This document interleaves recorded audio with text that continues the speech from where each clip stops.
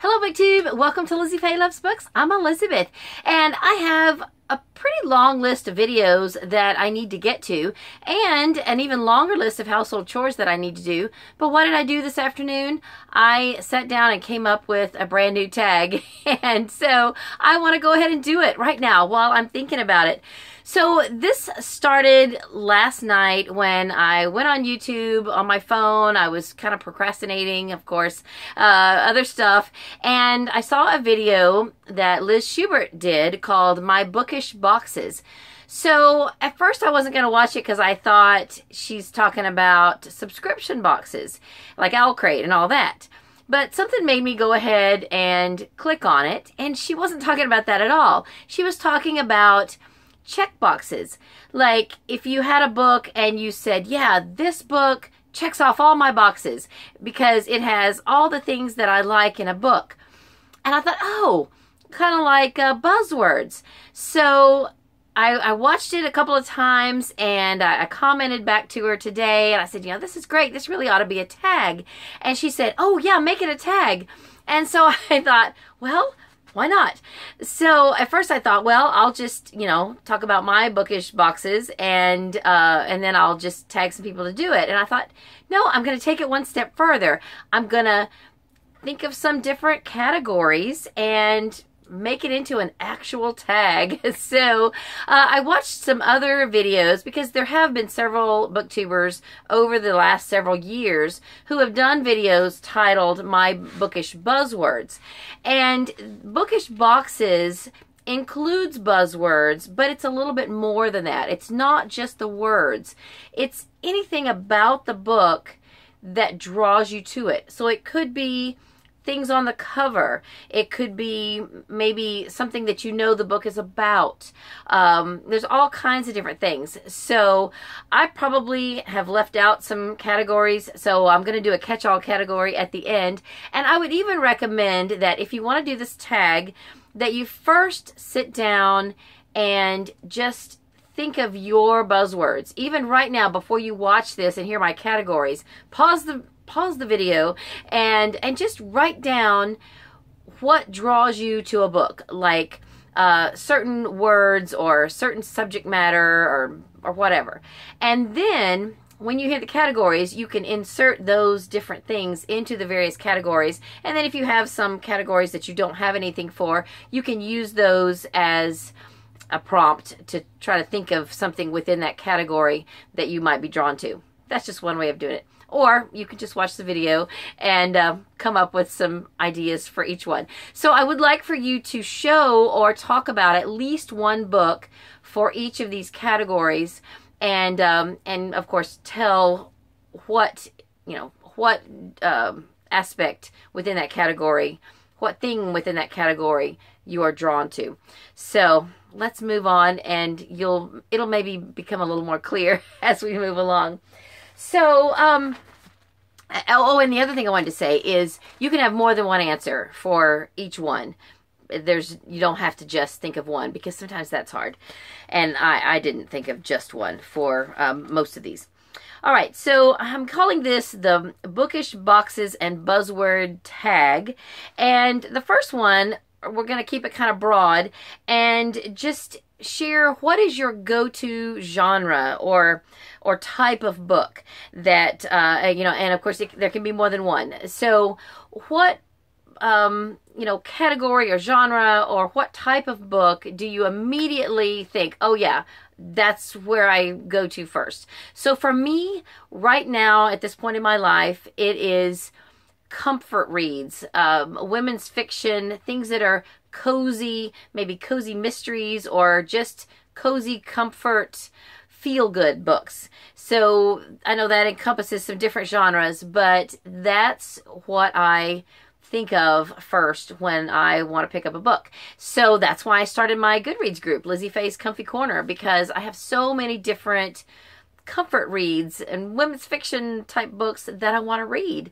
So that for me is what I think of first. Now I have several different things that come to mind when I think of that, but one author, one series that comes to mind in particular that sums that all up is the misread books, especially the Thrush Green series, which I'm reading right now. I mean, just the name, Thrush Green. It just sounds so soothing and comforting, and it is. It's this idyllic setting, an English country village, and it just really epitomizes what I look for in a book.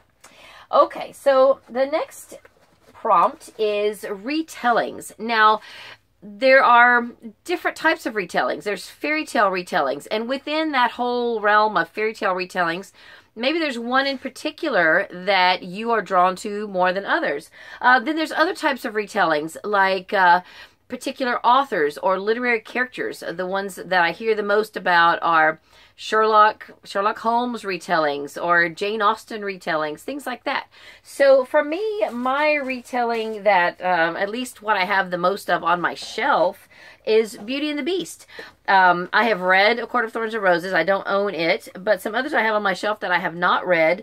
I have As Old as Time by Liz Braswell. And now, these may not necessarily be retellings, but they are based on an origin story that is, you know, Beauty and the Beast. Then I have The Beast Within by, this is Valentino? What is her name? Let's see. Serena Valentino, I think is the name. If that's not right, I will put it down below. And then I have Rose's Daughter by Robin McKinley. And I think Robin McKinley has 2 different Beauty and the Beast retellings, and I just have this one. So for me, Beauty and the Beast is a buzzword when I think of, you know, a retelling that you know, that I would go to. When I hear that there's a retelling about Beauty and the Beast, I think, oh, I need to check into that. Then the next category is lifestyle. Now, this can encompass a lot of different things. Like it could be a career or an occupation or just a way of life, a religion, or it could be something like being a pirate or an assassin. I heard a couple of the girls who did this, who did a video about buzzwords several years ago, talk about, you know, assassins and pirates, and that they like books about those. So some kind of lifestyle. So for me, I thought about Christian books, and I am definitely drawn to Christian books. Now, just because it's a Christian book doesn't necessarily mean that I'm going to get it and read it, because that would be a lot of books. But one of the books that I remember reading just after college, a friend of mine at my first job, one of my coworkers, was reading the Love Comes Softly series, and she was telling me about it, and she said, oh, and it's a Christian book and all that, and I thought, well, you know, I should give that a try. And I since then read this whole series and much, much more by Jeanette Oke. And so this, you know, when I hear that a book or even especially a romance, within the romance genre, I much prefer the inspirational Christian romances, because I know that they're, for the most part, going to be clean and the people are going to behave themselves. So that is my go-to genre. So that is for lifestyle. Then the next one, number 4, is place. Are there any places that you are drawn to? Now, that could mean like a type of place, like a small town or urban area. You know, I heard, well, in fact, Liz on her video yesterday, she talked about liking books set in small towns, and I definitely second that. My absolute favorite series of all times is the Mitford series by Jan Karon, and the town is Mitford, and I would live there. If it was a real place, I would move there. Another one that comes to mind is the Standing in the Rainbow by Fannie Flagg. This is set in Elmwood Springs. I think it's supposed to be Missouri, maybe. It's just a wonderful little town in the 50s, and I love that. Now, another type of place that I'm drawn to are states. I am completely drawn to anything that has Oklahoma in the title, or that I know is set in Oklahoma, because that's where I grew up. I am currently reading this right now, Oklahoma Reunion by Tina Radcliffe, and the absolute only reason I picked it up from a book sale is because It had Oklahoma in the title. And so I'm reading it.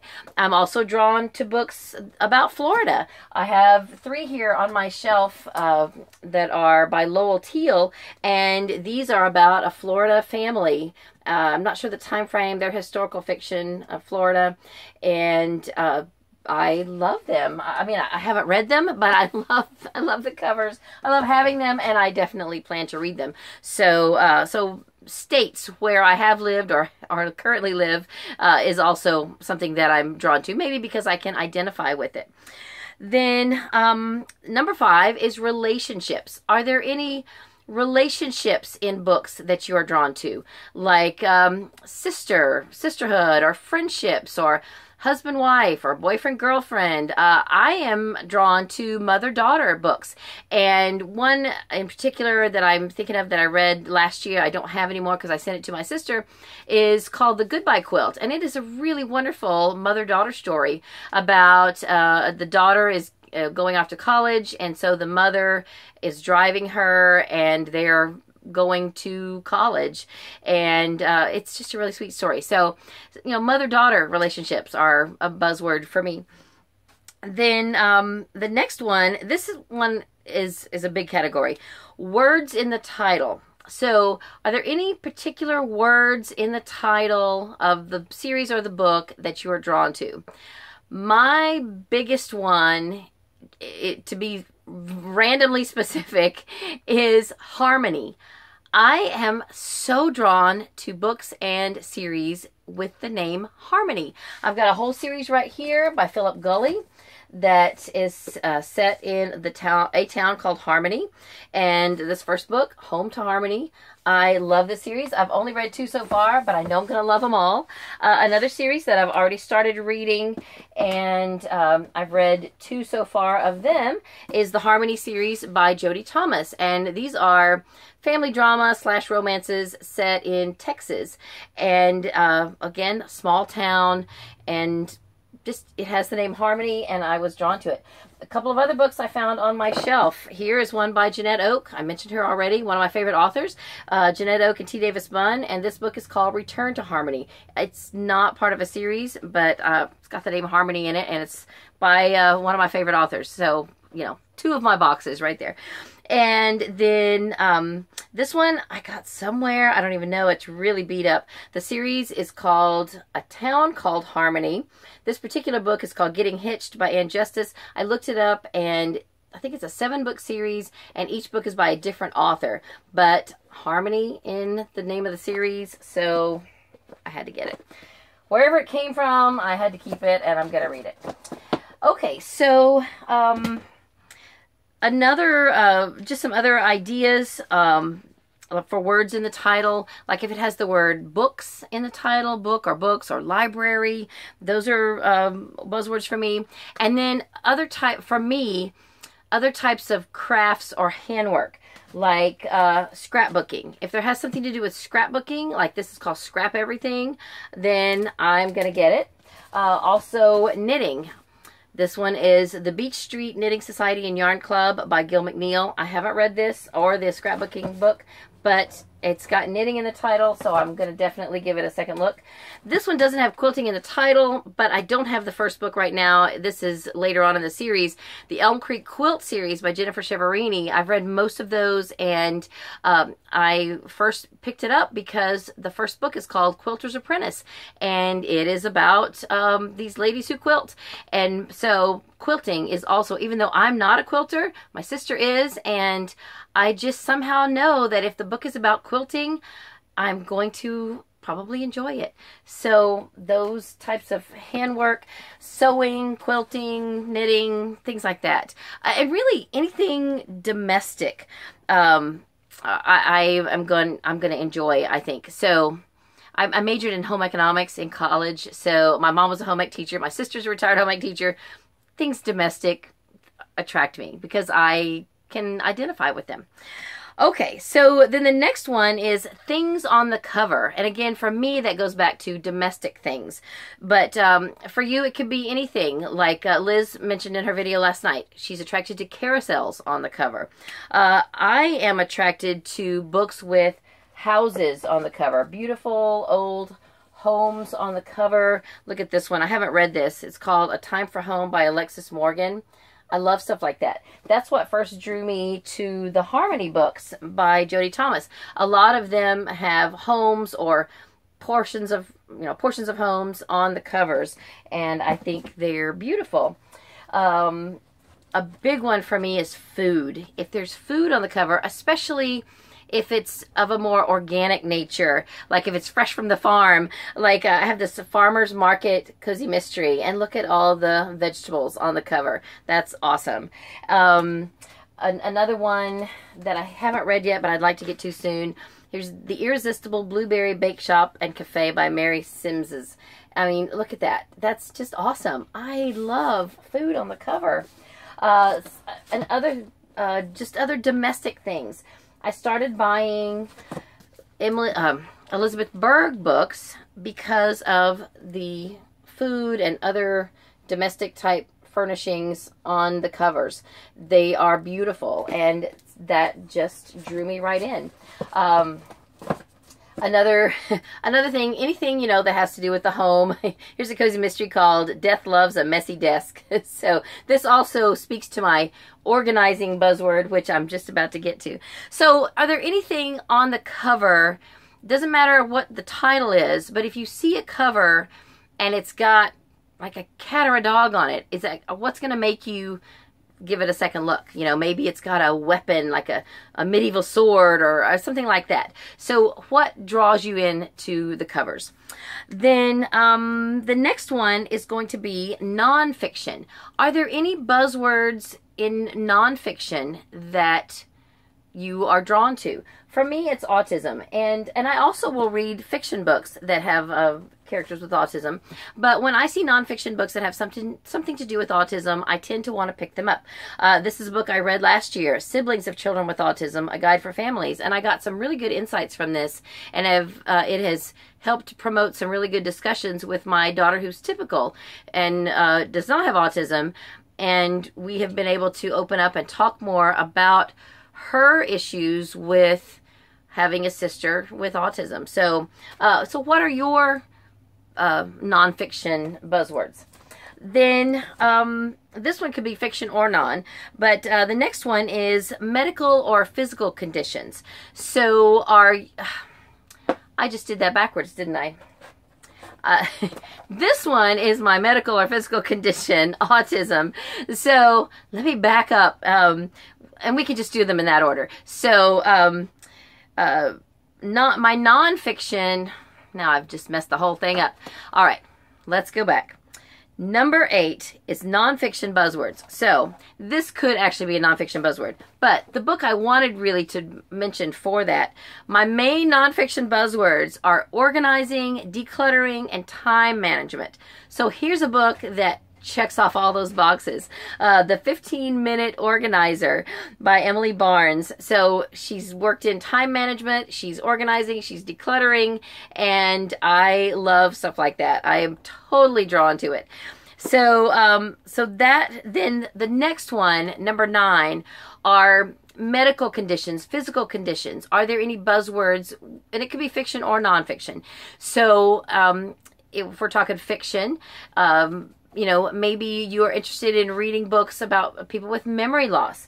And I know Laura from Mom to Triplets 04, she's always talking about memory loss. And I just read a book that I wanted to recommend to her. I haven't had a chance to yet, but it's one of our Sunshine State books called Restart. It's about a middle school student who falls off a roof and loses his memory and starts to learn that he didn't really like the person he was before.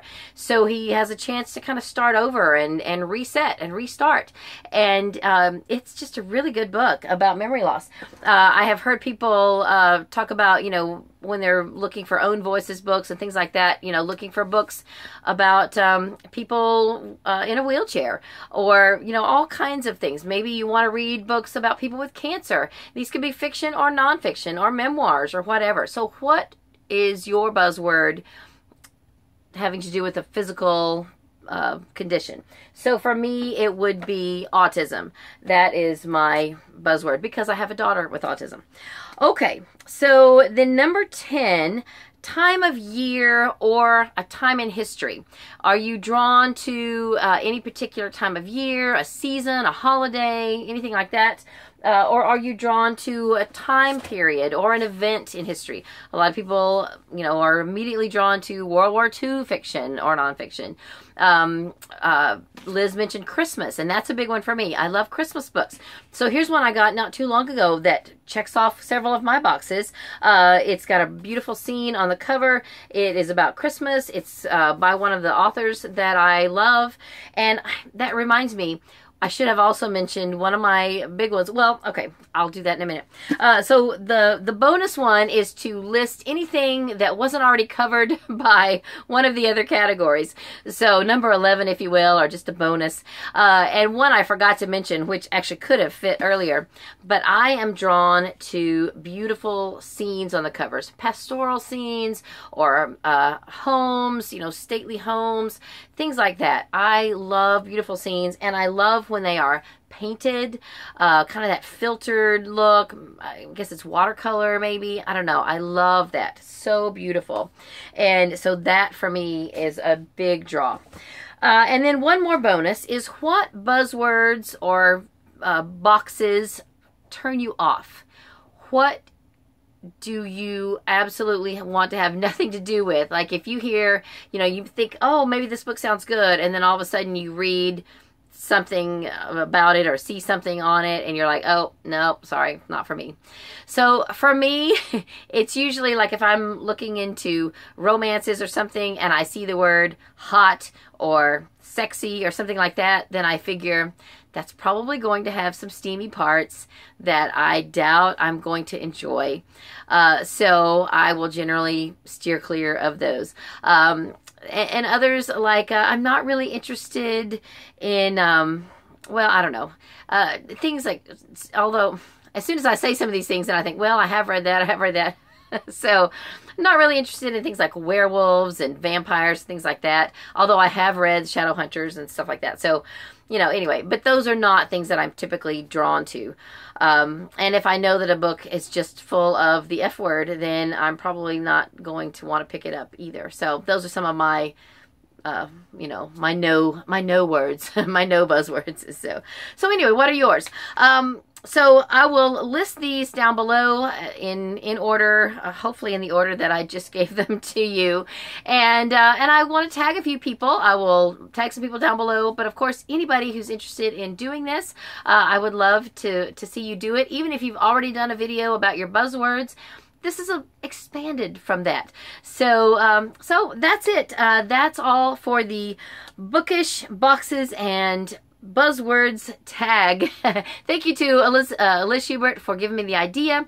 And I will also link below where she got her ideas from Kate Howe and Stephanie from That's What She Read. So they were some of the inspirations for this tag in this video. That's all for this video. I hope you're having a great day. Read a good book, and God bless you.